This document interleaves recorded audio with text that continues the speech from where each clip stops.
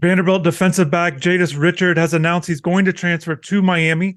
We've got Robbie Weinstein here, covers the Commodores for Vandy247 to talk about Jadis, the type of player he is, and his skill set. Let's start right there, Robbie. Listed at 6'2", 197 pounds. His skill set as a defensive back, how would you describe it and things he's bringing to the table?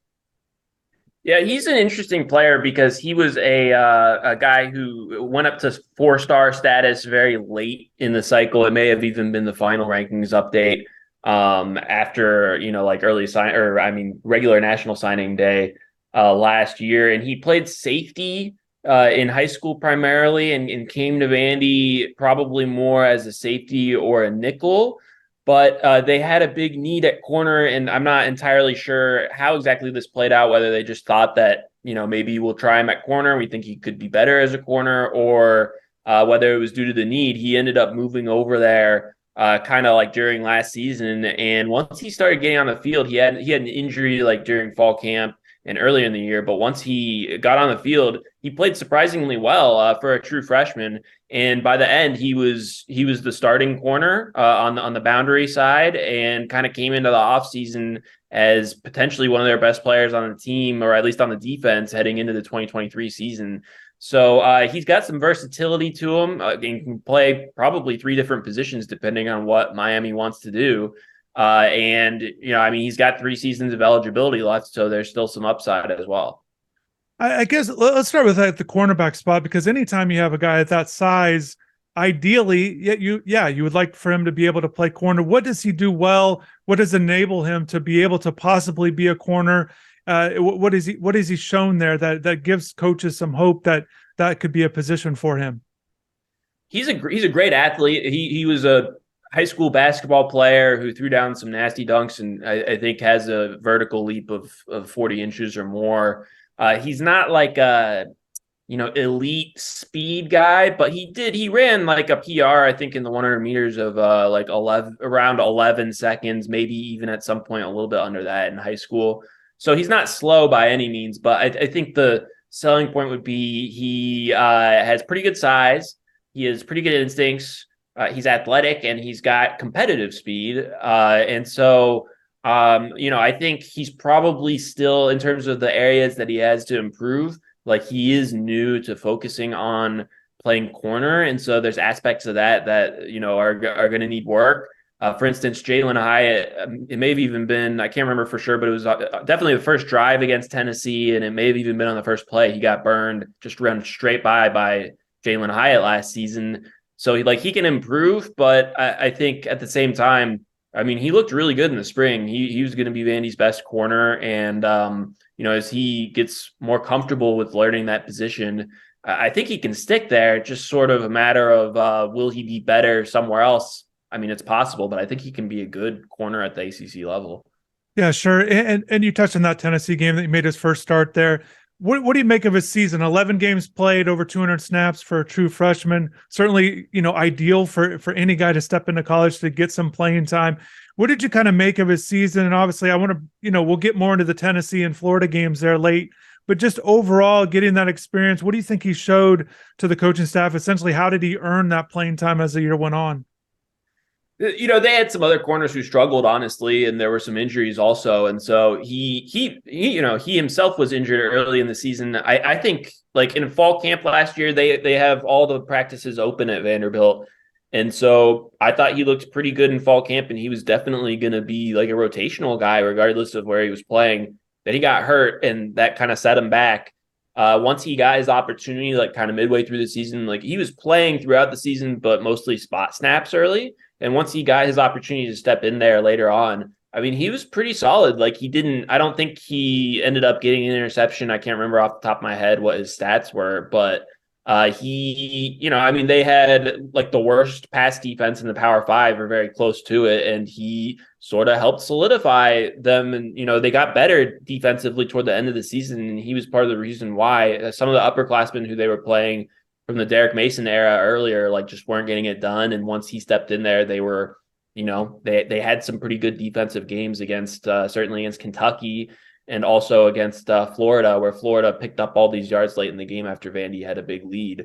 So, I mean, that's two, top 45 draft picks right there at quarterback who he was playing pretty well against. Yeah, and just looking at his stats, his official stats for the season: 6 tackles on the year, 2 pass breakups, the 1 sack there against Hawaii to start it off. So Richard gets the 52 snaps against Florida late in the year, gets his first start against Tennessee there late in the year. How do you think that experience there transformed into the spring with either confidence or whatever it might be, and how he performed in spring football there? Yeah, I thought he looked very confident. He looked like, I think the best way to put it is that he now that he knew what he was doing, he was sort of the aggressor more so than probably during fall camp last season, where he wasn't an early enrollee, so he had only been there, for the last 2 months or whatever coming into fall camp. He started the spring as a clear starter. They put him in, with the first team right away, and he really took to that role.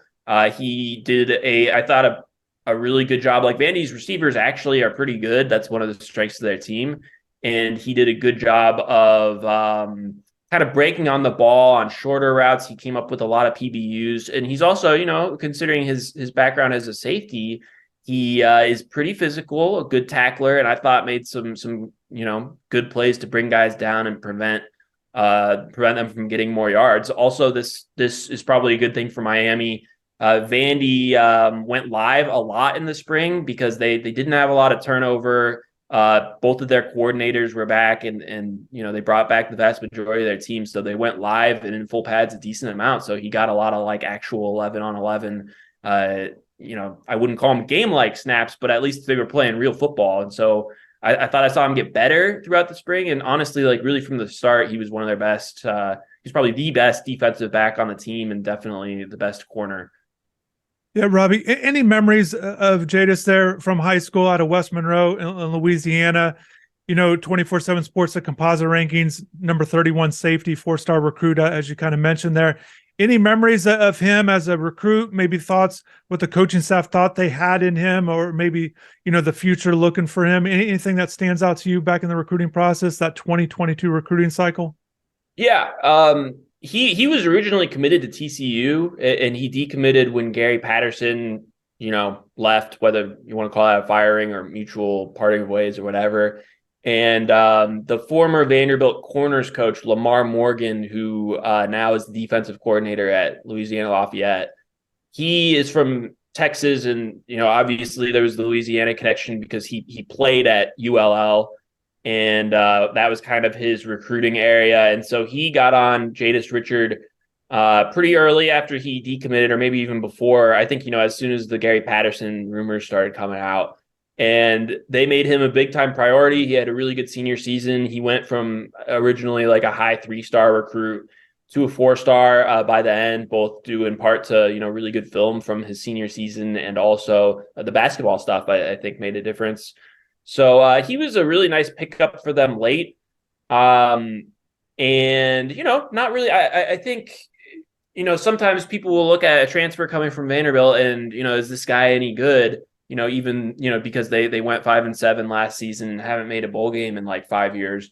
But this is a guy, who's committed to a team that, made the college football playoff this past season, even if it was a different coaching staff. And he can definitely, he can play for probably all but the top 15 or so teams in the country, I would say.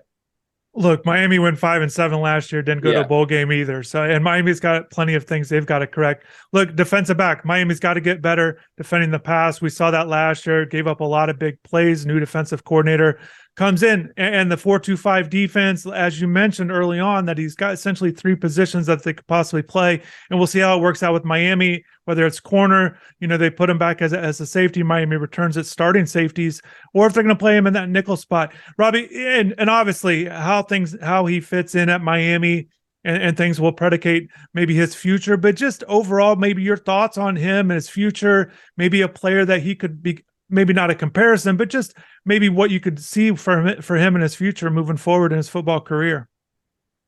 Yeah, I wouldn't, in terms of playing style, if you remember Dax Hill from Michigan, I think that's a decent example of a guy who can play multiple different positions.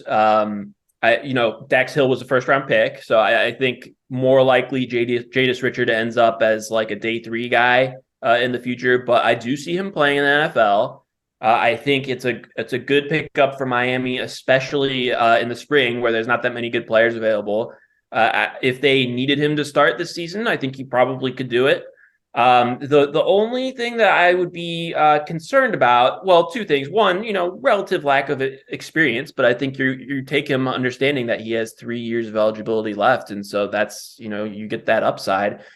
This was an NIL decision, so it wasn't really that makes you wonder: is there an aspect of is he actually picking the program that is best for him football wise? Is this going to be a perfect fit? I would say that's probably more of a minor concern, and the positives vastly outweigh the negatives. But he was looking for money, and so that's something that I think should be part of the story at least. Great insight, Robbie. I appreciate you taking the time. Your time is valuable. I'll let you get back to it, but appreciate you. Thank you. Yeah, thanks for having me.